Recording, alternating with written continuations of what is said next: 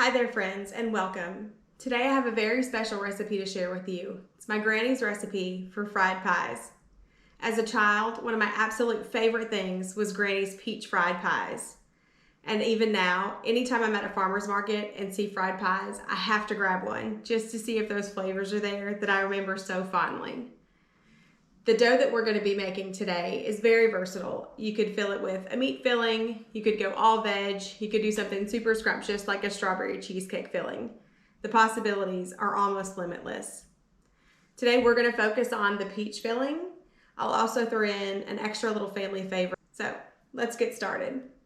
To begin, we're going to add 3 cups of all-purpose flour. To that we're going to add a half a teaspoon of salt. We're going to add our half a cup of cold cubed butter. Once we get our butter added, we're going to press our butter and flour together, and that's going to create nice flaky layers in our pie dough. Next, we're going to add a half a cup of water to our dough and start to mix our dough together.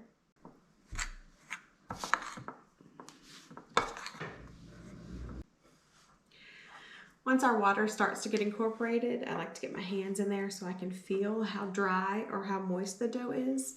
We don't want it to get overly wet, but we also don't want it to be too dry.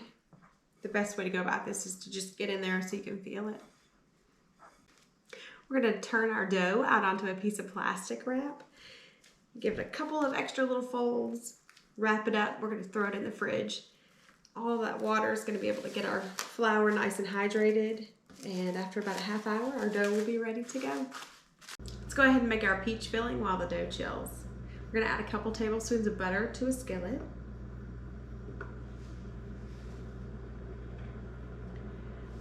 I'm also going to add a 1/4 cup of white sugar, as well as about 2 tablespoons of brown sugar.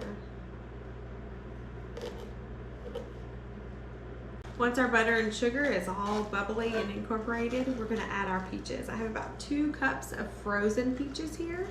You could use fresh or frozen. While our peaches are cooking down, I'd like to share with you my mama's favorite flavor of Granny's fried pies, which was her chocolate. To make the paste for the chocolate pies, we're going to add 6 tablespoons of white table sugar.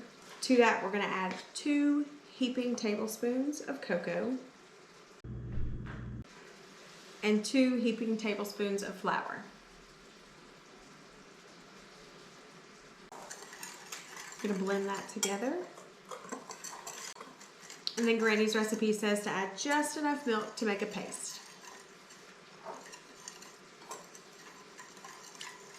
going to start with about a 1/4 cup of milk.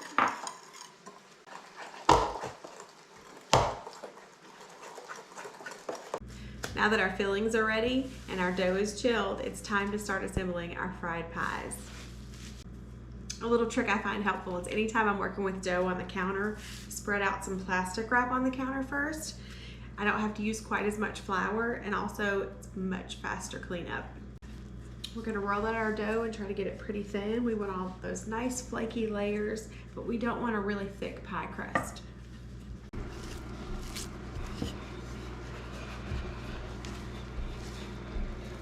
Once our dough is rolled out nice and thin, we're going to start cutting out our circles of dough. I'm using about a 3.5 inch cutter here. But before I get started with those, I have to show you how Granny always did her fried pies. So Granny always used a little saucer, and she would place that down, and she would use a paring knife and cut around the saucer.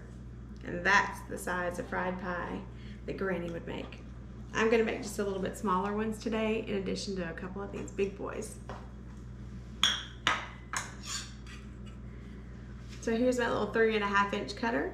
I'm just going to place that down, press it through the dough. If you have any extra pieces of dough after your filling is gone, these are perfect to fry up, sprinkle with a little cinnamon sugar. It's a great little treat. I have my dough rolled out and my fillings all set, so it's time to start to assemble them. And you're going to start at one corner when you fold it in half, and we're going to pinch, pinch, pinch our way around until we're all sealed up. Here's our little fried pie. We have our oil at 375 degrees, and now we're going to fry our pies until they're perfect golden brown.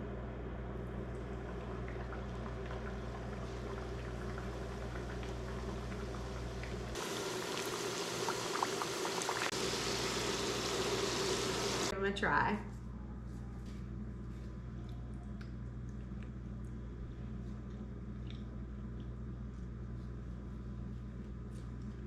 Tastes like Granny's fried pies.